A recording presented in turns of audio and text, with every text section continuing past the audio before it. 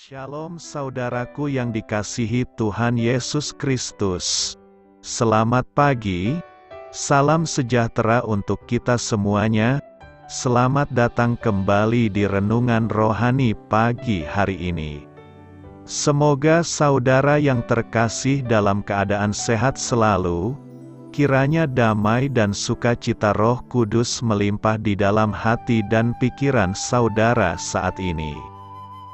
Sebelum kita mulai renungan pagi ini, marilah kita bersama-sama berdoa. Tuhan Yesus, terima kasih sudah membangunkanku pagi hari ini. Terima kasih atas penyertaan dan perlindungan Tuhan. Semua karena karunia Tuhan aku dapat bangun dengan pagi hari ini.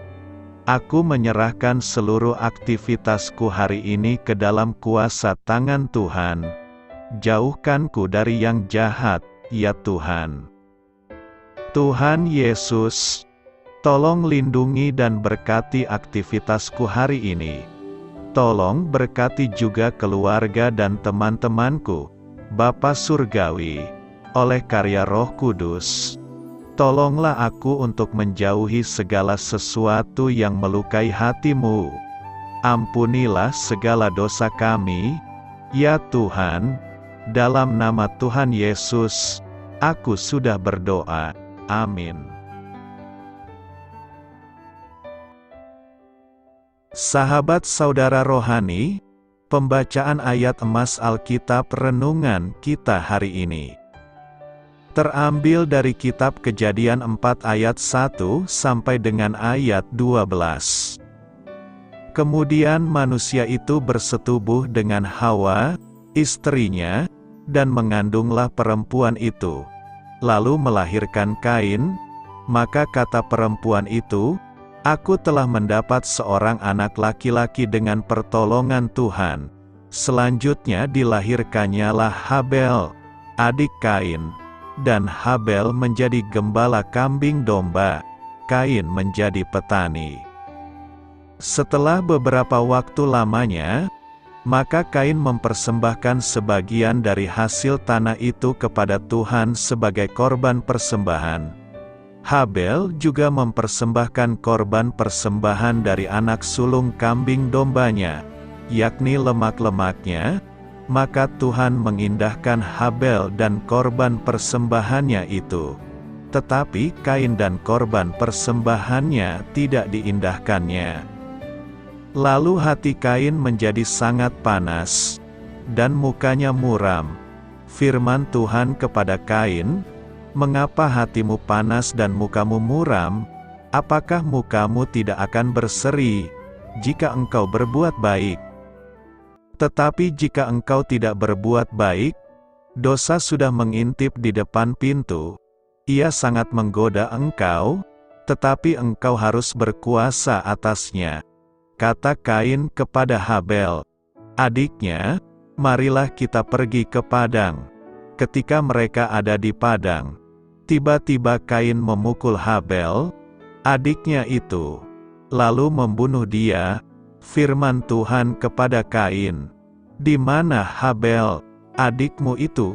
Jawabnya, "Aku tidak tahu. Apakah aku penjaga adikku?" Firman-Nya, "Apakah yang telah kau perbuat ini?" Darah adikmu itu berteriak kepadaku dari tanah. Maka sekarang, terkutuklah engkau, terbuang jauh dari tanah yang mengangakan mulutnya untuk menerima darah adikmu itu dari tanganmu. Apabila engkau mengusahakan tanah itu, maka tanah itu tidak akan memberikan hasil sepenuhnya lagi kepadamu. Engkau menjadi seorang pelarian dan pengembara di bumi. Ayat renungan pagi kita terambil dari kitab Kejadian 4 ayat 1 sampai dengan ayat 12. Inti dari ayat emas renungan kita adalah firman Tuhan kepada Kain, "Mengapa hatimu panas?" Mari kita mulai renungan pagi kita.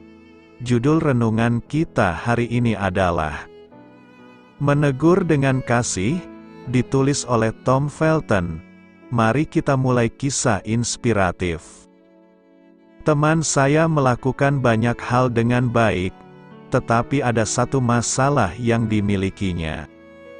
Semua orang tahu masalahnya, namun, karena ia berhasil menjalankan perannya dengan sangat efektif, sifatnya yang pemarah tidak pernah benar-benar dipermasalahkan.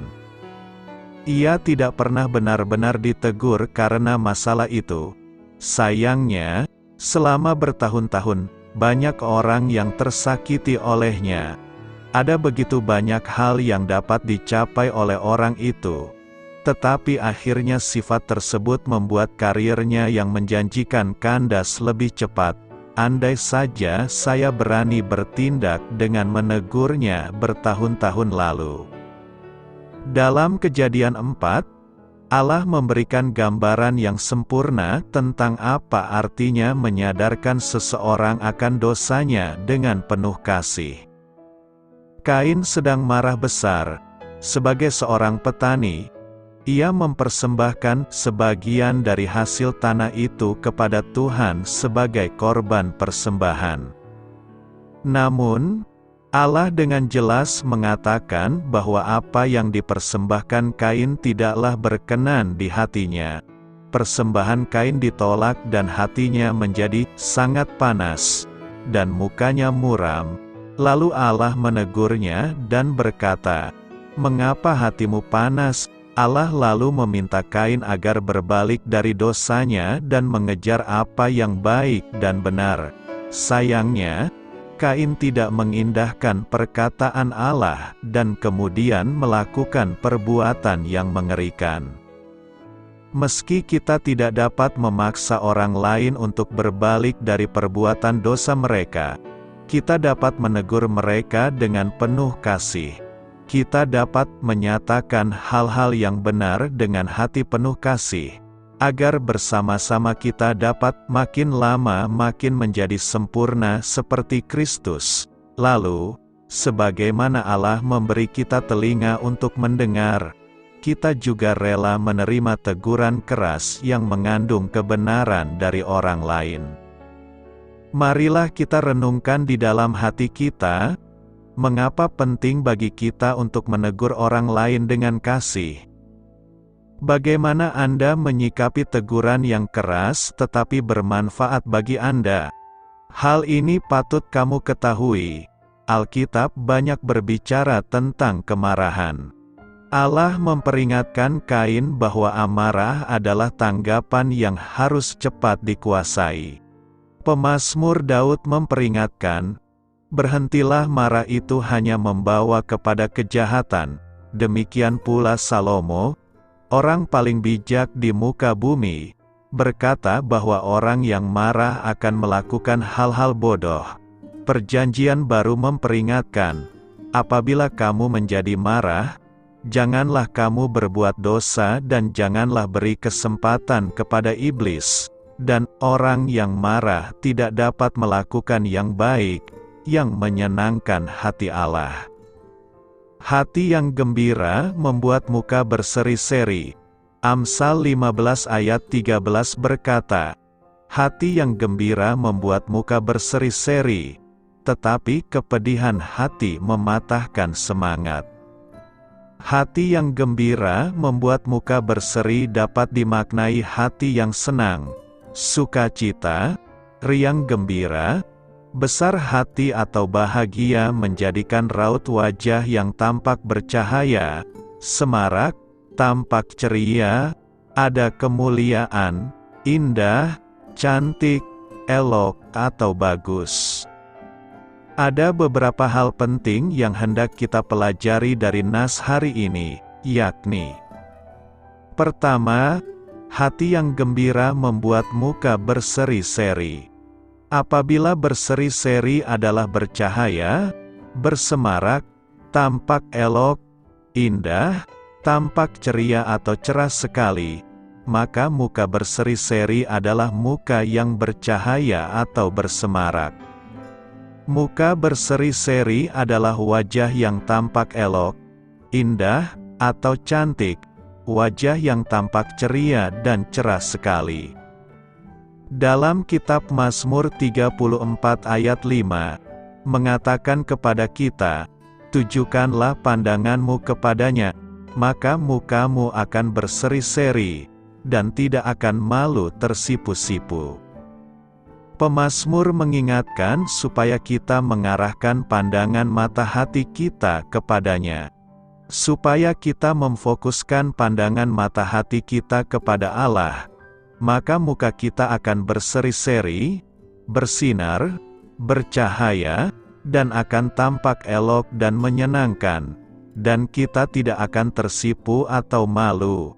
Apabila kita memfokuskan pandangan kita kepada Allah, maka Ia, Yesus Kristus, Tuhan kita akan membuat terangnya bercahaya di dalam hati kita agar kita mendapatkan terang kemuliaan Allah yang tampak dari wajah Yesus Kristus, Anak Tunggal Allah Bapa, Tuhan kita.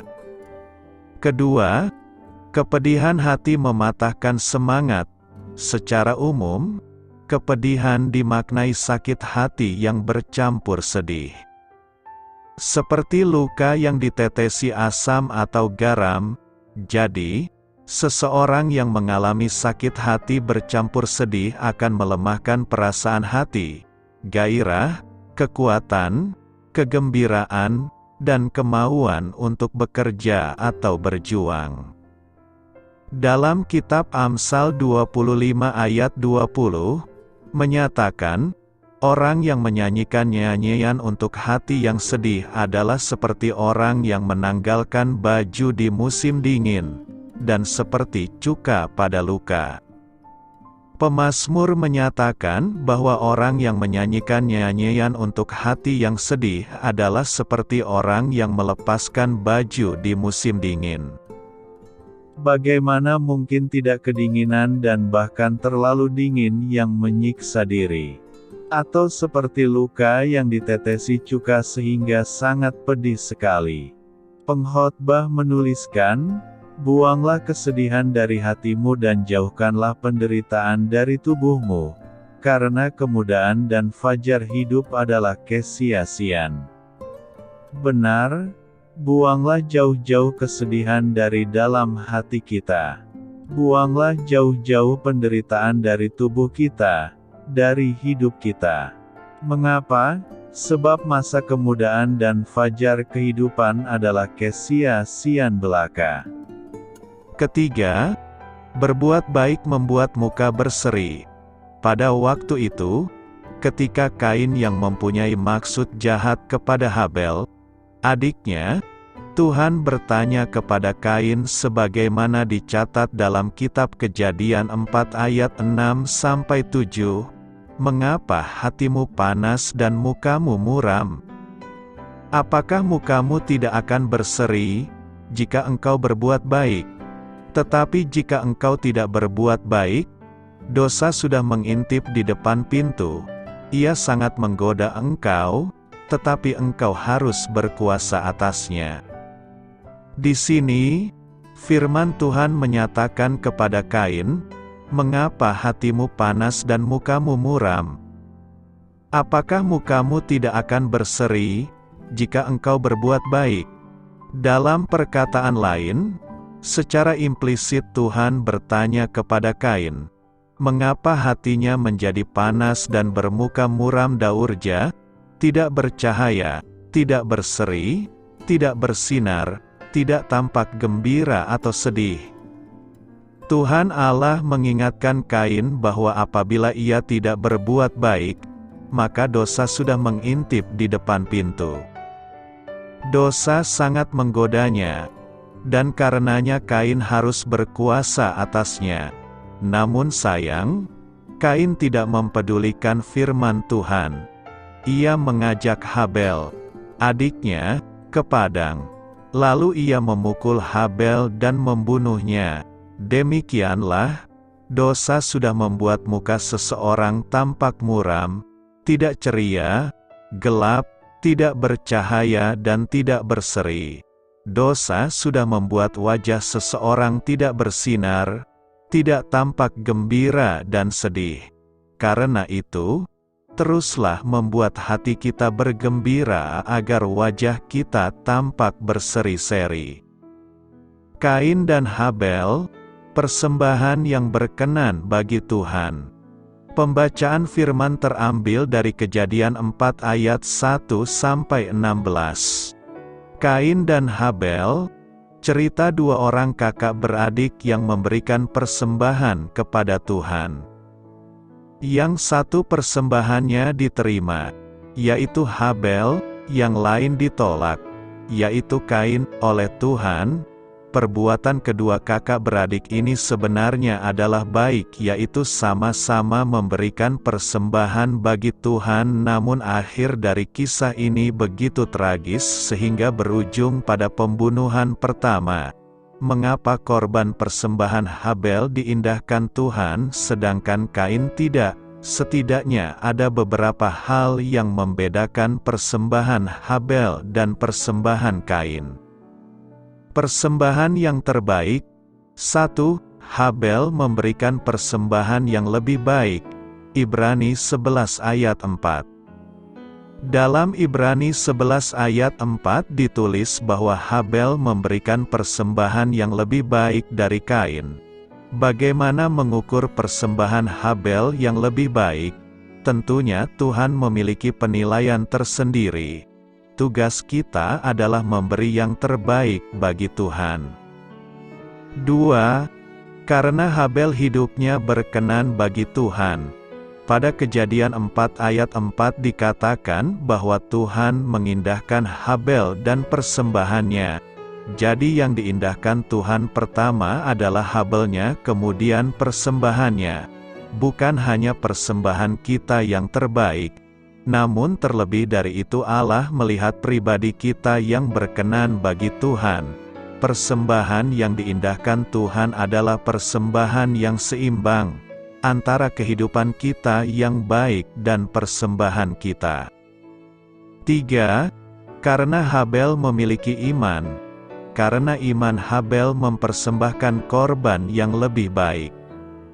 Satu hal yang perlu diingat bahwa ketika ada orang yang berkenan bagi Tuhan, diberkati Tuhan, janganlah kita menjadi panas hati.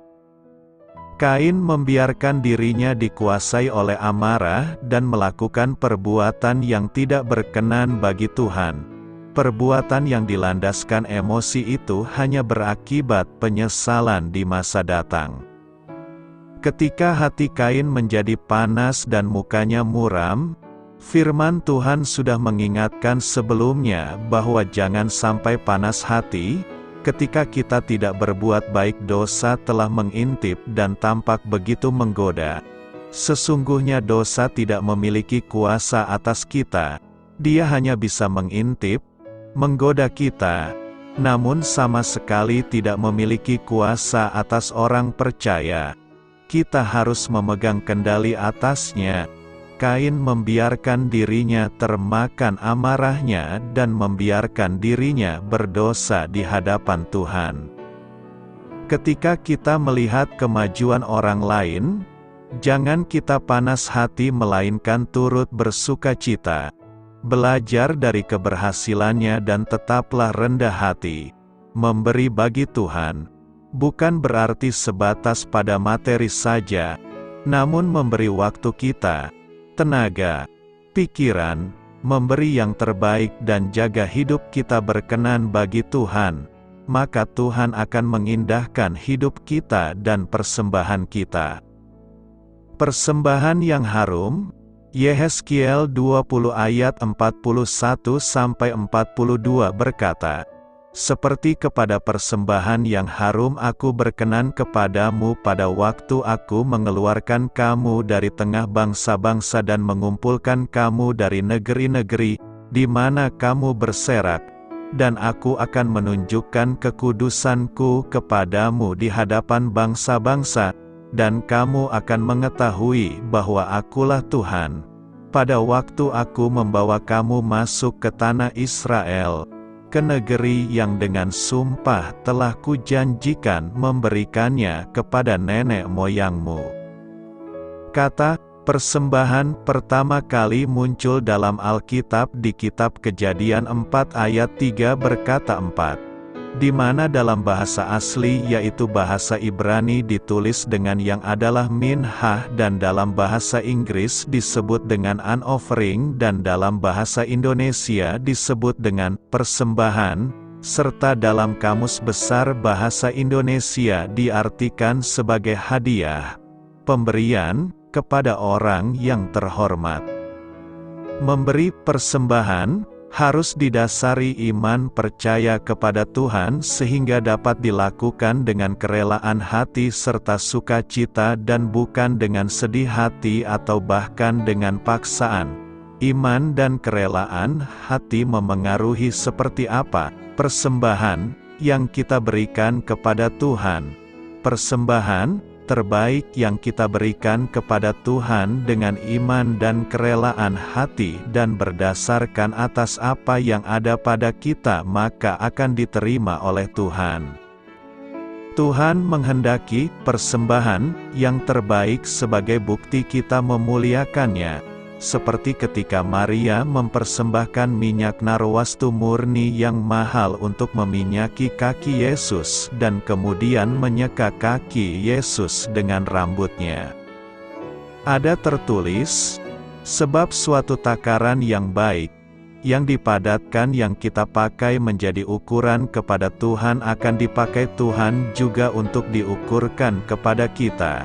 Bahkan walaupun kondisi dan keadaan kita tidak memungkinkan untuk memberikan persembahan karena sedang dalam pencobaan yang berat dengan pelbagai penderitaan, orang percaya yang beriman kepada Tuhan akan tetap sukacita bahkan kaya dalam kemurahan dan dapat memberikan persembahan terbaiknya. Tetapi lebih dari itu, Tuhan lebih menghendaki persembahan yang kita berikan yaitu berupa tubuh kita sebagai persembahan yang hidup dan yang berkenan kepadanya karena itulah ibadah yang sejati.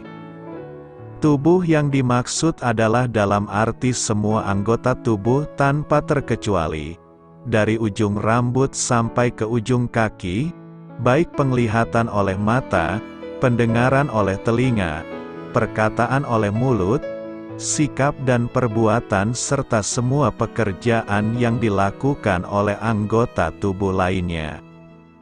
Tubuh kita adalah bait Roh Kudus, tempat di mana Roh Kudus berdiam. Karena itu kita harus mempersembahkan tubuh kita untuk kemuliaan nama Tuhan. Ketika apa yang kita lakukan adalah untuk kebaikan bagi sesama dan untuk memuliakan nama Tuhan, itulah perwujudan persembahan sejati kita kepada Allah. Semua yang telah disebutkan di atas walaupun kita telah lakukan ketika memberikan persembahan, akan menjadi sia-sia jika ketika kita memberikannya kepada Tuhan dilakukan dengan hati yang belum atau tidak berdamai dengan sesama. Di Matius 5 ayat 24 Yesus mengajarkan kepada murid-muridnya termasuk juga kepada kita semua sebagai orang percaya. Demikian, tinggalkanlah persembahanmu di depan mezbah itu dan pergilah berdamai dahulu dengan saudaramu. Lalu kembali untuk mempersembahkan persembahanmu itu. Artinya, jika dalam pikiran dan hati masih ada rasa kecewa, marah atau dendam, Tuhan tidak akan menerima apapun persembahan yang kita berikan sebelum kita berdamai dengan saudara dan sesama. Dengan semua ulasan di atas dapat disimpulan bahwa persembahan merupakan bukti iman orang yang percaya kepada Tuhan. Karena iman, maka orang percaya dapat memberi persembahan dengan sukacita dan kerelaan hati. Karena iman dengan sukacita dan kerelaan hati, maka orang percaya dapat memberikan bagian yang terbaik sebagai persembahan termasuk anggota tubuh dan semua yang dikerjakan oleh masing-masingnya. Dan karena iman, Orang percaya akan selalu mengusahakan pendamaian dengan sesamanya agar persembahan kepada Tuhan dapat diterima dan diindahkan oleh Tuhan. Karena itu, persembahkan hidupmu kepada Tuhan sebagai persembahan yang harum dan hidup yang berkenan kepadanya. Bagaimana saya dapat terhindar dari dosa dalam hidup kekristenan saya? Alkitab menyatakan bantuan-bantuan berikut ini bisa membantu kita untuk terhindar dari dosa. 1. Roh Kudus.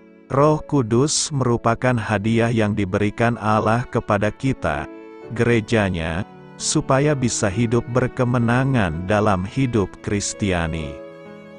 Melalui Galatia 5 ayat 16-25, Paulus menyatakan dengan jelas adanya pertentangan antara keinginan daging dan buah Roh Kudus.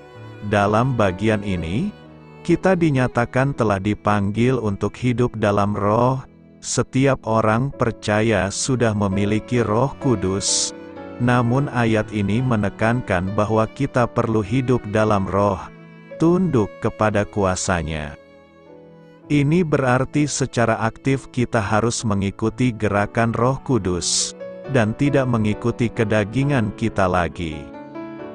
Besarnya peranan Roh Kudus dalam kehidupan orang percaya dapat dilihat dalam hidup Petrus. Sebelum dipenuhi Roh Kudus, ia menyangkal Yesus 3 kali, yang padahal sebelumnya sempat menyatakan dirinya akan mengikuti Kristus sampai mati. Setelah dipenuhi Roh Kudus, dia berbicara kepada orang-orang Yahudi pada hari Pentakosta, tanpa takut dan penuh keyakinan. Seseorang hidup dalam Roh Kudus saat dia tidak berusaha membatasi gerakan Roh Kudus, memadamkan roh, yang dibicarakan dalam 1 Tesalonika 5 ayat 19, dan berusaha untuk hidup dipenuhi dengan roh. Bagaimana seseorang dapat dipenuhi dengan Roh Kudus? Pertama-tama, sama seperti dalam Perjanjian Lama, Allah yang menentukan, Dia memilih orang-orang dan peristiwa-peristiwa tertentu dalam Perjanjian Lama untuk memenuhi orang-orang yang dipilihnya untuk menggenapi pekerjaan yang dikehendakinya. Saya percaya bahwa Efesus 5 ayat 18-21 dan Kolose 3 ayat 16 ditulis untuk membuktikan bahwa Allah sendiri yang memilih untuk memenuhi siapa-siapa yang mau memenuhi diri mereka dengan firman Tuhan. Hal ini menjadi makin jelas bahwa hasil dari kedua pemenuhan dalam ayat-ayat itu adalah sama. Dan ini mengantar kita kepada bantuan Allah yang berikutnya. 2. Firman Tuhan. Alkitab menulis di 2 Timotius 3 ayat 16-17 menyatakan bahwa Allah telah memberikan firman-Nya demi memperlengkapi kita melakukan setiap pekerjaan baik. Alkitab mengajar bagaimana kita hidup dan apa yang seharusnya kita percaya. Alkitab menolong kita untuk mengevaluasi saat kita mengambil jalan yang salah dan menolong kita untuk kembali ke jalan yang benar dan terus berjalan di jalan itu. Sebagaimana dinyatakan melalui Ibrani 4 ayat 12, firman Tuhan hidup, berkuasa, dan mampu menembus ke dalam hati kita, mengangkat masalah paling dalam yang tidak ada seorang pun bisa tangani. Penulis kitab Mazmur berbicara mengenai kuasa Alkitab dalam mengubah hidup seseorang melalui Mazmur 119 ayat 9, 11, 105 dan ayat-ayat lainnya. Yosua diberitahukan kunci keberhasilan untuk mengatasi musuhnya, sebagai analogi bagi peperangan rohani kita juga saat ini. Hanya kalau ia merenungkan firman Tuhan siang dan malam, supaya dia dapat melakukannya dengan baik. Yosua taat sekalipun apa yang Allah perintahkan kepadanya seringkali tidak masuk akal secara ilmu militer. Tapi kepatuhannya terhadap firman Tuhan justru menjadi kunci kemenangannya dalam merebut tanah perjanjian. Bantuan yang satu ini seringkali kita perlakukan dengan sepele. Kita membawa Alkitab ke gereja, membaca renungan harian atau perikop tertentu dalam sehari. Namun kita lalai menghafalnya, merenungkannya, menerapkannya dalam hidup, mengakui dosa yang ditunjukkannya, dan bersyukur untuk karunia yang diberikan Allah ini kepada kita. Terkait Alkitab, kita seringkali tidak punya selera, atau malah makan secara berlebihan. Kita seringkali makan firman Tuhan hanya sekedar untuk bertahan hidup. Kita menyantap firman Tuhan hanya ketika ke gereja, tapi tidak pernah makan secara cukup untuk membuat kita jadi orang Kristen yang sehat dan segar bugar. Atau, kita sering sekali makan, tapi tidak pernah merenungkannya secara memadai untuk mendapatkan nutrisi rohani daripadanya.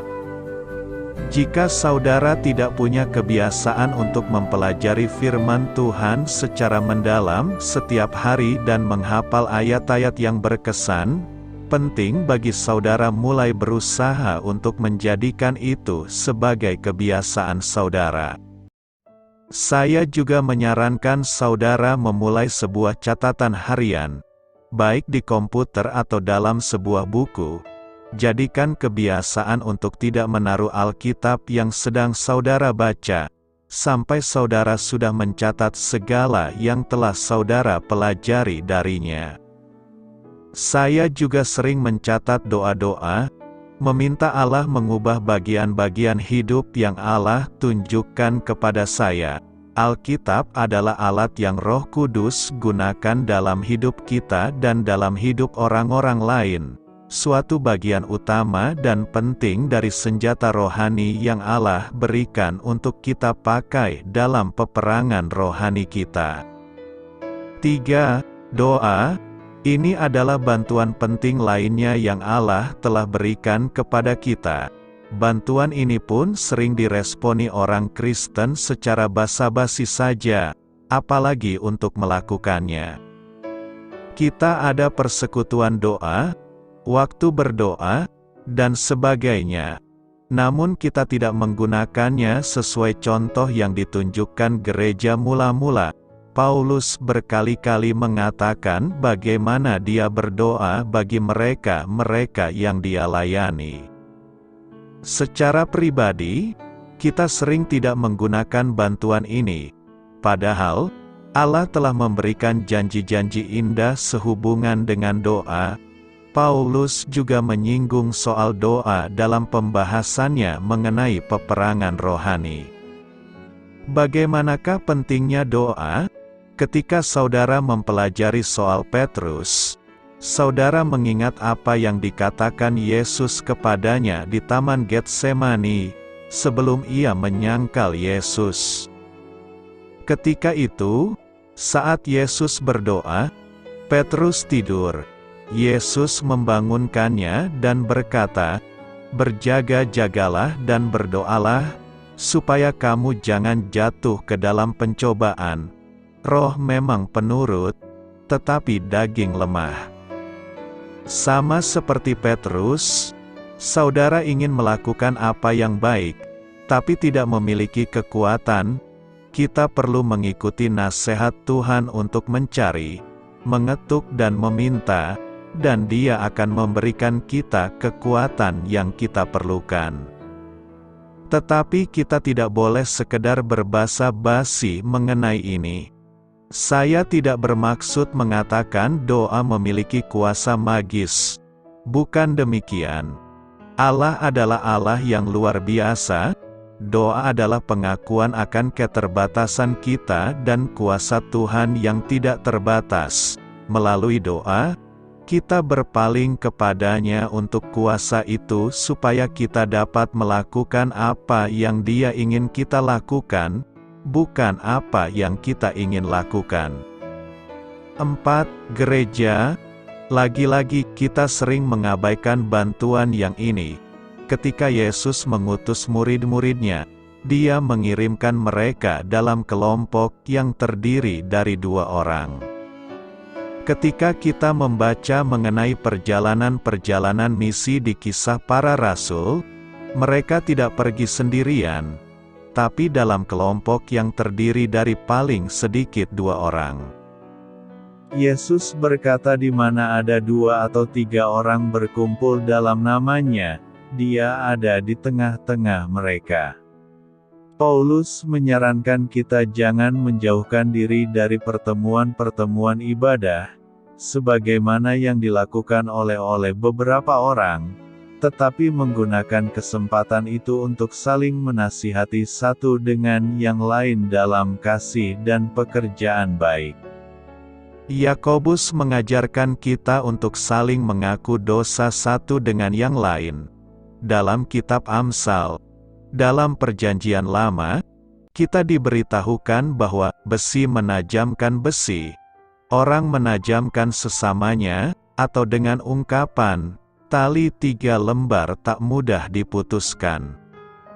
Ada orang-orang yang saya tahu yang bersekutu dengan saudara-saudari seiman melalui telepon atau bertatap muka langsung, dan membagikan bagaimana hidup kekristenan mereka berlangsung. Pergumulan mereka saling mendoakan satu dengan lainnya, dan saling bertanggung jawab menerapkan firman Tuhan dalam relasi mereka. Kadang perubahan terjadi dengan cepat, namun, kadang-kadang dalam area tertentu, perubahan terasa begitu lambat. Namun, Allah telah berjanji bahwa selama kita menggunakan bantuan-bantuan yang diberikannya, Dia akan mengubah hidup kita. Mari kita bertekun, karena kita tahu bahwa Dia setia kepada janji-janjinya. Kebebasan yang berguna dan membangun. 1 Korintus 10 ayat 23 berkata, segala sesuatu diperbolehkan, benar, tetapi bukan segala sesuatu berguna. Segala sesuatu diperbolehkan, benar, tetapi bukan segala sesuatu membangun. Kata segala sesuatu diperbolehkan dapat diartikan kebebasan. Orang Kristen bisa bertindak bebas berbuat segala apapun. Namun kata segala sesuatu diperbolehkan bukan berarti kita boleh bertindak semau gue dan melakukan segala yang jahat di mata Tuhan. Bukan itu maksudnya. Kebebasan yang kita miliki adalah kebebasan yang berguna dan membangun. Dari ayat ini kita bisa belajar apa yang bisa kita jadikan sebuah dasar pertimbangan dalam menyikapi kebebasan, yaitu, apakah kebebasan itu bermanfaat bagi kita dan sesama atau tidak? Lalu berikutnya, apakah kebebasan yang kita peroleh itu berguna dan membangun kehidupan kita atau tidak? Apakah itu memberkati kota di mana kita tinggal atau malah membuatnya semakin kacau? Ini merupakan hal yang penting untuk kita sikapi dalam alam kebebasan. Sebab apalah gunanya kita melakukan sesuatu apabila itu malah membuat kita semakin menjauh dari Tuhan, semakin menghancurkan hidup kita atau menyengsarakan orang lain? Apakah kita harus tega menghancurkan hidup orang lain hanya demi memuaskan hasrat yang ada dalam diri kita? Itu bukanlah gambaran sikap yang diinginkan Tuhan dalam memberikan kemerdekaan atau kebebasan bagi umat-Nya. Dalam menyikapi kebebasan ini kita baca dalam surat Galatia. Saudara-saudara, memang kamu telah dipanggil untuk merdeka. Tetapi janganlah kamu mempergunakan kemerdekaan itu sebagai kesempatan untuk kehidupan dalam dosa. Melainkan layanilah seorang akan yang lain oleh kasih. Jangan pergunakan kemerdekaan atau kebebasan seenaknya sehingga kita merasa wajar untuk hidup dalam dosa. Tetapi hendaklah itu kita pergunakan untuk melayani atas dasar kasih. Alangkah pentingnya memiliki kasih sejati dalam hidup kita, yang akan mampu membuat pola pikir kita berbeda dari pola pikir dunia terhadap arti sebuah kebebasan. Petrus berkata, "Hiduplah sebagai orang merdeka dan bukan seperti mereka yang menyalahgunakan kemerdekaan itu untuk menyelubungi kejahatan-kejahatan mereka, tetapi hiduplah sebagai hamba Allah." Sebuah kehidupan yang merdeka seharusnya dipakai untuk menjadi hamba Allah, yang akan memuliakannya lebih lagi, dan bukan untuk berbuat berbagai kejahatan yang akan menghancurkan diri kita sendiri, keluarga kita dan orang lain. Dalam Kristus kita sudah menjadi ciptaan baru, dengan pola pikir yang seharusnya baru pula yang akan memampukan kita untuk menyikapi kebebasan dengan rasa penuh tanggung jawab. Kebebasan diberikan kepada kita bukan untuk membuat segalanya semakin buruk, tetapi justru agar kehidupan manusia bisa semakin baik, meski mungkin dunia masih berpikir berbeda. Janganlah kita malah ikut-ikutan. Mari nyatakan bagaimana bentuk kebebasan yang semestinya seperti apa yang dikatakan firman Tuhan. Inilah saatnya untuk menunjukkan bagaimana cara menyikapi kemerdekaan yang sebenarnya dengan penuh tanggung jawab seperti yang dikehendaki Tuhan. Tuhan rindu kita melakukan hal-hal yang berguna sehingga dengan demikian kita menjadi produktif dan berdaya guna bagi banyak orang. Namun, Tuhan tidak pernah memaksa kita. Waktu yang diberikan oleh Tuhan kepada kita, alangkah baiknya jika kita mengisinya dengan melakukan hal-hal yang baik dan berguna untuk membangun. Tuhan meminta manusia untuk menimbang dengan baik dengan hal yang akan dilakukan. Manusia sebaiknya memilih hal-hal yang berguna dan membangun. Mari kita menjalani hidup dengan hal-hal yang benar, sesuai dengan firman Tuhan, dan membangun. Sehingga dengan demikian kita dapat memuliakan Tuhan melalui kehidupan kita. Karena itu, gunakanlah setiap kemerdekaan yang kita peroleh untuk memberkati orang lain. Doa saya menyertai saudara sekalian. Marilah kita menyampaikan doa syafaat. Ya Bapa, tolonglah aku untuk berani menegur orang lain dengan kasih, dan juga rela menerima teguran keras yang mengandung kebenaran. Amin. Sampaikan harapan dan permintaan saudara kepada Tuhan.